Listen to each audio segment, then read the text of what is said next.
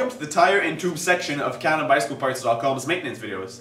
Today we're going to be covering everything about clincher tires, tubes, as well as rim strips, but the two things we're not going to be looking at are tubular and tubeless systems. So to get you started, here are the tools you're going to need. A bicycle pump and tire levers. So now that you have your tools ready, let's get started. Hopefully you have access to one of these bike racks here because it's really going to make your life much easier. If you don't, it's fine, just keep one thing in mind. Without the rear wheel on your bike, always lean it on its left side, never on its right side, and never standing up either because you could really do some damage to your derailleur system here. I'll be showing you guys how to do this using the rear wheel because you might think it's a little harder because of the derailleur system, but you'll see it really isn't. So the first step to removing the wheel is placing your chain on the smallest chainring in the front and on the smallest cog in the back. This is going to release chain tension a little bit, so it's going to make it easier, and it's also going to guide you as to which cog your chain should be on when reinstalling the wheel later on. The second step is releasing the cable tension in your brake caliper, and since we're using some Shimano levers here, the release mechanism is actually on the caliper itself, and all you have to do is push the lever upwards and your caliper is going to open up. For Campagnolo, remember that many of their models actually have the release mechanism as a button on the inner side of the lever. So if you're riding Campy, just keep that in mind.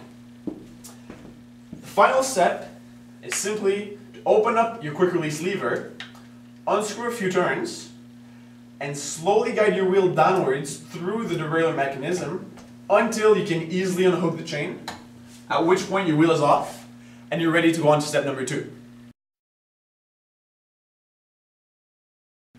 So now that you have your wheel off, the next step is removing the tire and the tube. And to get this done, you obviously need to remove the valve cap as well as the Presta valve nut. And anytime you're going to be deflating a Presta tube, you should always remember to remove or at least to loosen the Presta valve nut, because if you don't, you could potentially rip the valve off since it wants to move back inside the tire and the nut doesn't allow it to do so.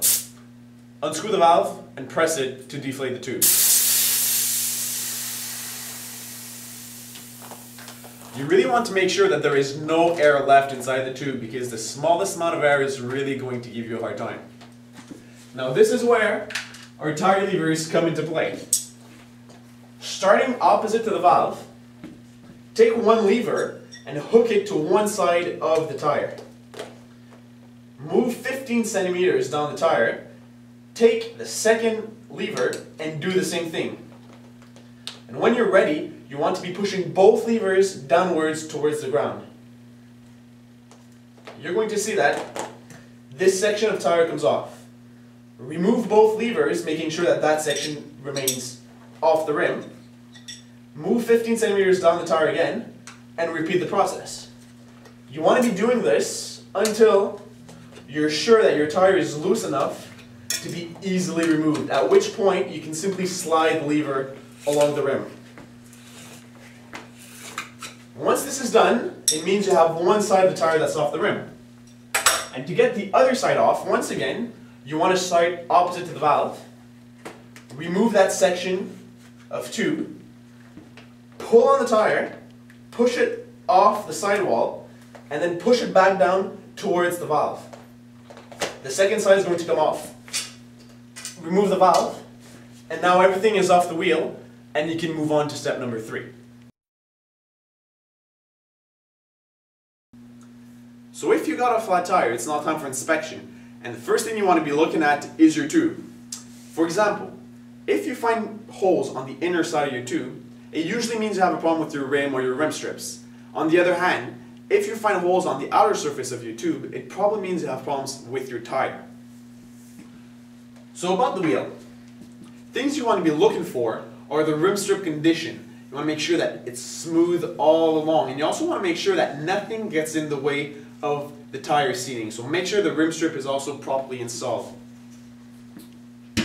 About the tire, you want to be inspecting both the outer surface as well as the inner surface. You want to make sure that nothing is embedded in your tire, and you want to make sure that there are no pieces of glass or any sharp object that could pierce the tube once again, so you don't have to do this job all over again. Once you find the source of the problem, you need to get yourself some new tubes. And you have to be aware that there are two kinds of valves. This is the standard Schroeder American valves. This one is less common in road bikes. Here we also have the French Presta valve, which we've been using in this video. This is a standard length. We also here have a 48mm Presta valve, as well as a 60mm Presta valve. And the only difference is the actual length of the valve. So you have to be matching the valve type to your rim valve hole, as well as the length to your rim depth. And once you have everything matching together, you're ready to go on to step number 4.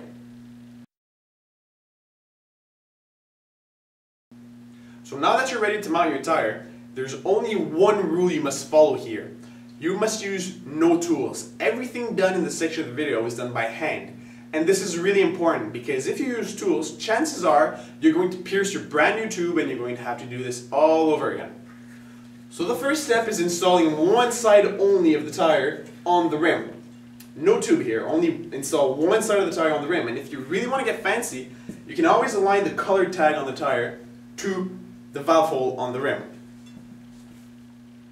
So what you want to do is take your tube and slightly inflate it so that it has a nice circular shape to it. And this is going to simplify the installation. And take the valve, push the tire over, insert the valve in the valve hole, and then in a circular motion, insert the tube in the tire. All around, move in circular motion. And once you're done your first circle, it's time for a second circle. And this time you just want to push the tube slightly so that it sits on the rim. Once you've done your second circle, your third circle you want to push a little harder on the tire this time so that the second edge of the tire gets properly mounted on the wheel.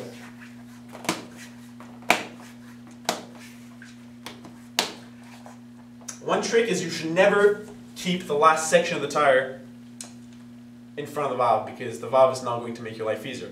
And since this section is a little harder, the trick here is to remove the air you initially put in the tube. And it's really going to make your life simpler. Use your hands and twist the tire in position until it snaps on the wheel. And once this is done, before putting the air in the tube, you want to make sure that your installation was properly done. And to do this, two things you can do. Push the valve back inside the tire and pull it back. This is really going to make sure that the tube is properly sitting against the tire. Second thing you want to do is push the tire over and look at the rim strip. Do one full circle on one side, look at the rim strip, and do another full circle on the other side, looking at the rim strip.